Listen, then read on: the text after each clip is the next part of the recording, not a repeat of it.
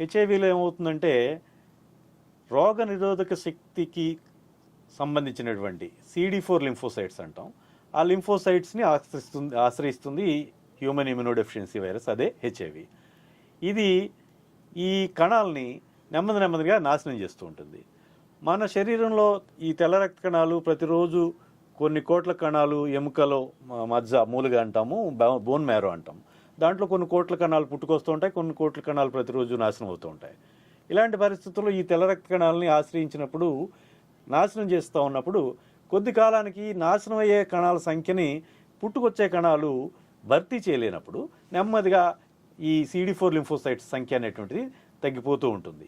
ఎప్పుడైతే CD4 lymphocytes తగ్గడం ప్రారంభించిందో, ఒక క్రిటికల్ లెవెల్కి చేరిన తర్వాత ఈ మనిషి వివిధ రకాలైనటువంటి తన చుట్టూ ఉన్నటువంటి సాంక్రమిక వ్యాధులకి తేలిగ్గా లొంగిపోయేటువంటి అవకాశం ఉంటుంది.